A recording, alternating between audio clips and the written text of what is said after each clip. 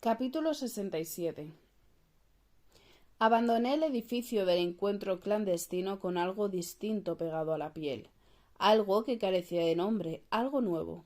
Caminé despacio por las calles mientras intentaba encontrar una etiqueta para aquella sensación, sin preocuparme de comprobar si alguien me seguía e indiferente a la posibilidad de toparme con alguna presencia indeseada al torcer cualquier esquina.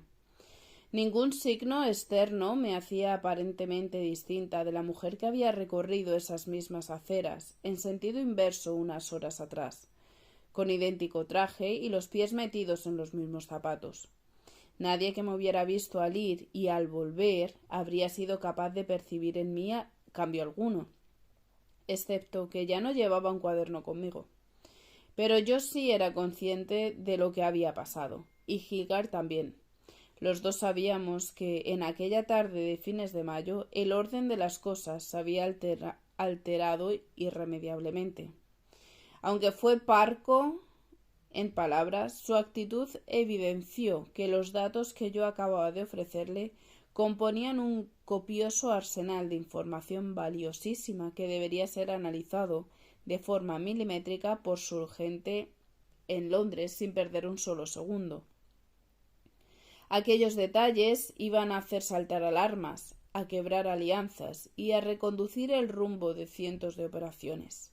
Y con ello presentí la actitud del agregado naval, acababa también de cambiar radicalmente.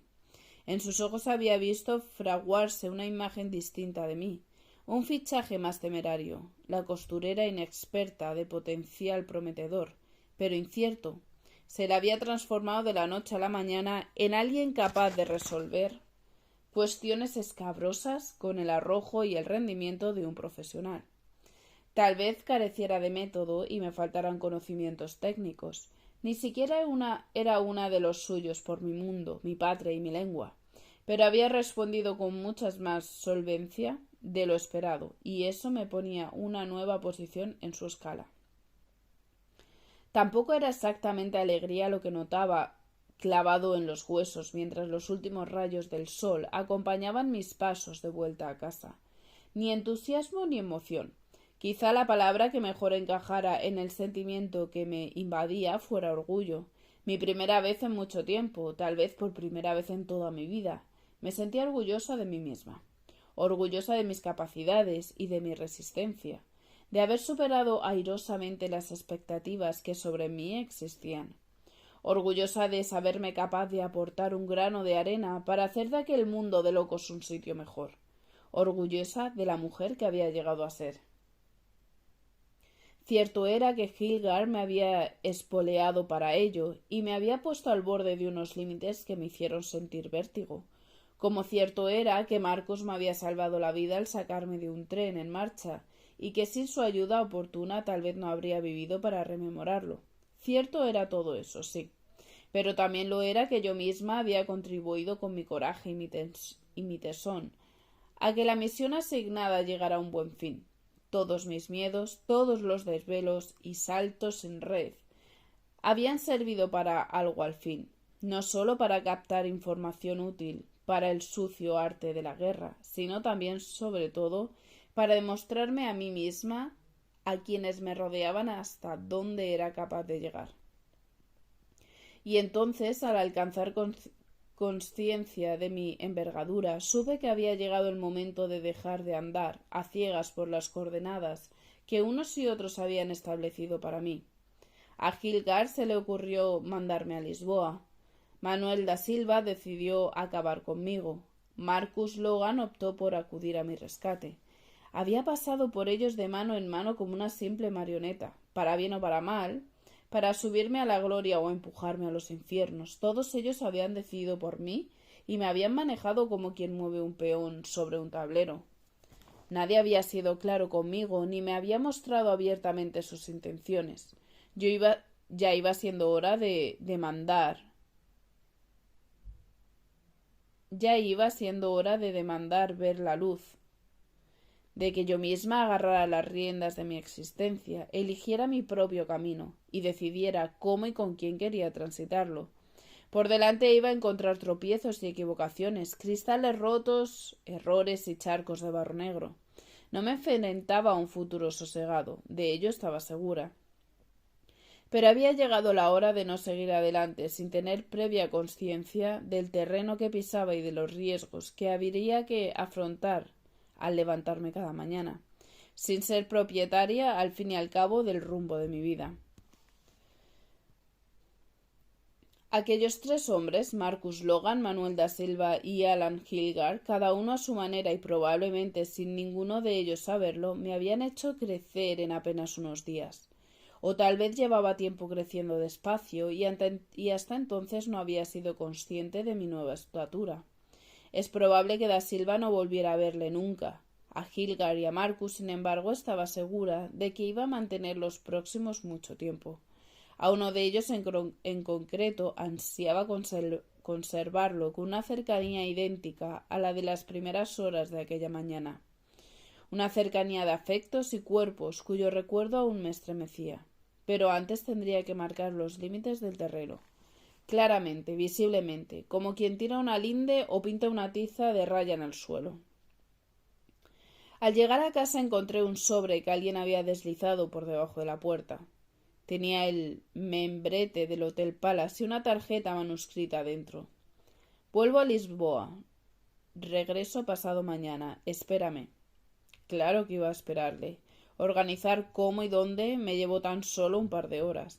Aquella noche volví a saltarme las indicaciones de la cadena de mando, sin el menor atisbo de remordimiento.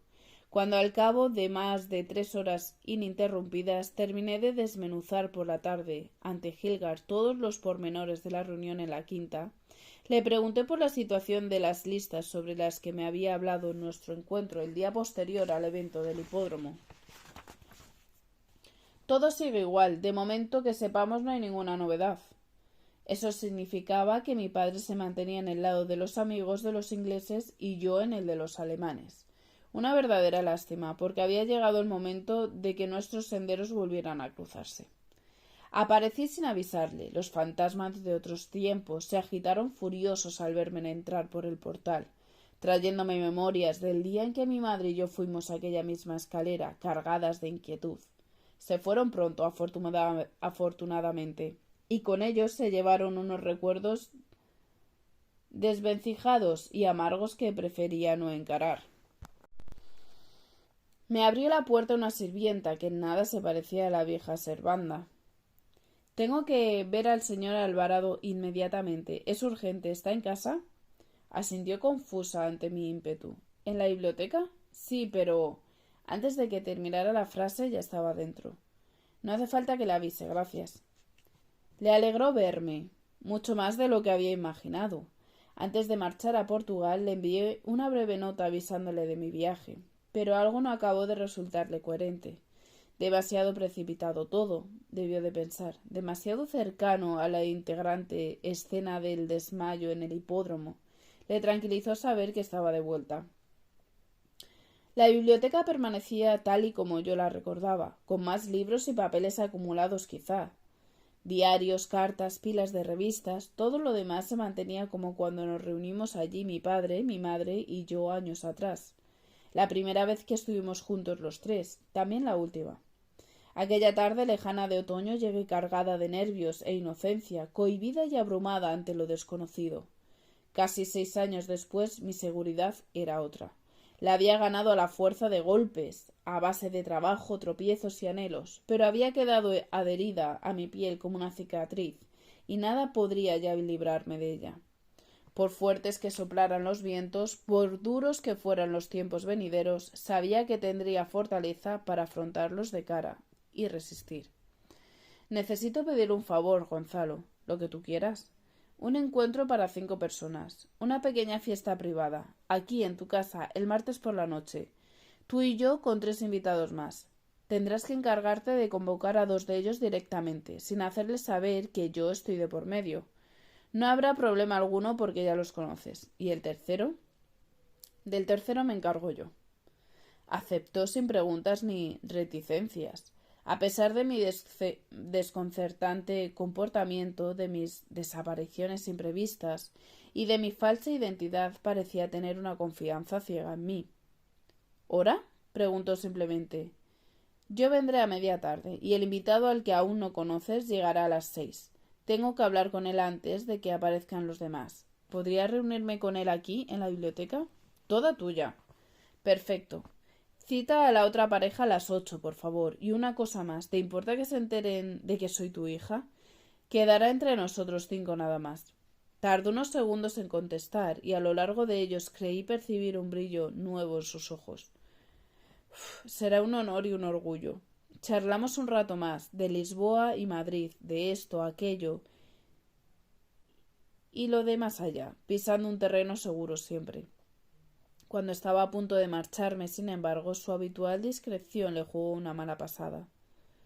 Sé que no soy quien para meterme en tu vida, a estas alturas, Ira, pero me giré y le di un abrazo. Gracias por todo. El martes te enterarás.